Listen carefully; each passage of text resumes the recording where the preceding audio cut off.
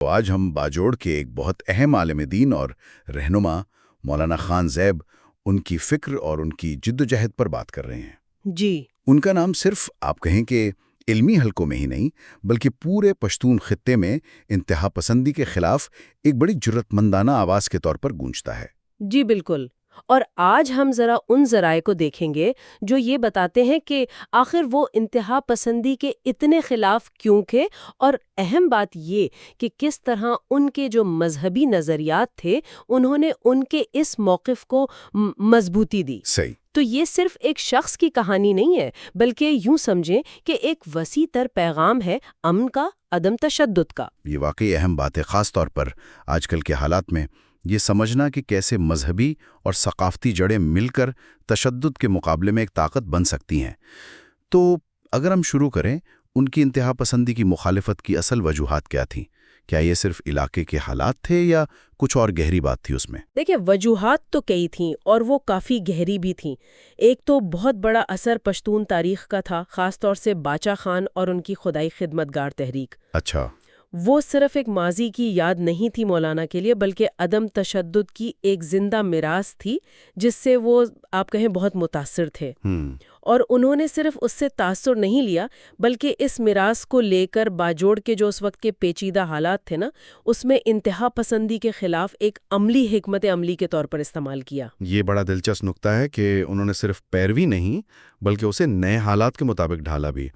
اور ظاہر ہے وہاں جو دہائیوں سے تنازعات چل رہے تھے اس نے بھی اپنا کردار ادا کیا ہوگا۔ یقیناً، بلا شبہ علاقے میں جو تشدد تھا، عسکریت پسندی تھی، پھر سرحد پار سے اثرات، ان سب نے مقامی آبادی کو بہت زیادہ نقصان پہنچایا تھا۔ جی۔ اور یہ صرف جان و مال کا نقصان نہیں تھا، اس نے ایک طرح سے پشتون شناخت کو بھی مسخ کرنے کی کوشش کی، جسے اکثر لوگ تشدد سے جوڑنے لگے تھے۔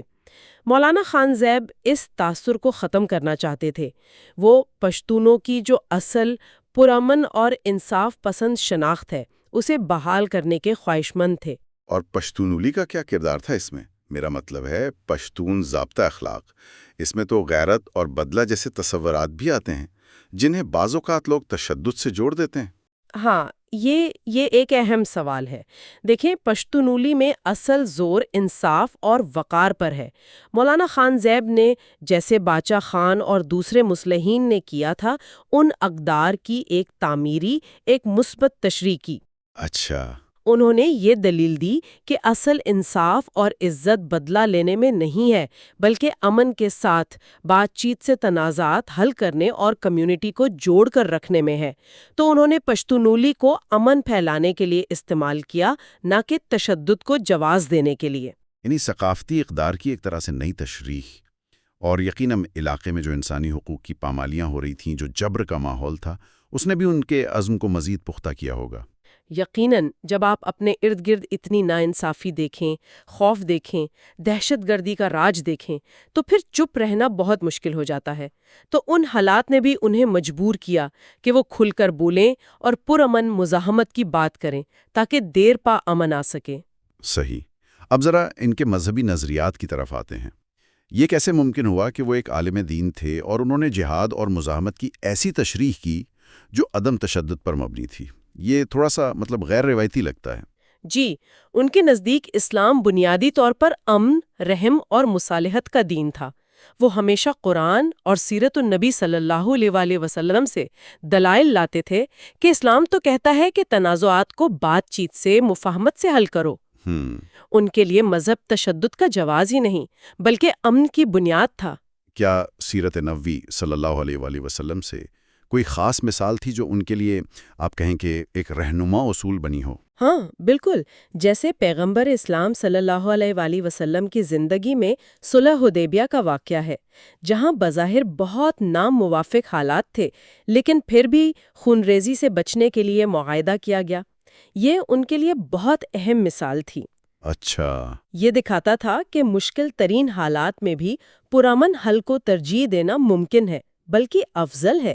یہ عدم تشدد پر مبنی مزاحمت کی ایک بہت طاقتور مثال تھی ان کے نزدیک۔ اور جہاد کا تصور، جسے اکثر انتہا پسند آپ جانتی ہیں بالکل غلط رنگ دے دیتے ہیں، اس بارے میں ان کا کیا خیال تھا؟ یہ کیسے مختلف تھا ان کا نظریہ؟ انہوں نے جہاد کے وسیع تر مفہوم پر بہت زور دیا۔ ان کے نزدیک جہاد صرف میدان جنگ میں لڑنا نہیں ہے، بلکہ اپنے نفس کے خلاف جدوجہد کرنا، معاشرے میں اچھی اخلاقی اقدار کو پھیلانا، ناانصافی کے خلاف پرامن طریقے سے آواز اٹھانا، علم پھیلانا، یہ سب جہاد ہے۔ صحیح۔ اور یہ تشریح جو ہے یہ براہ راست ان انتہا پسند بیانیوں کو چیلنج کرتی تھی جو مذہب کو اپنے پرتشدد مقاصد کے لیے استعمال کرتے ہیں۔ تو وہ ایک طرح سے اسلام کا دفاع بھی کر رہے تھے ان قوتوں سے جو اسے بدنام کر رہی تھیں۔ بالکل درست کہا آپ نے۔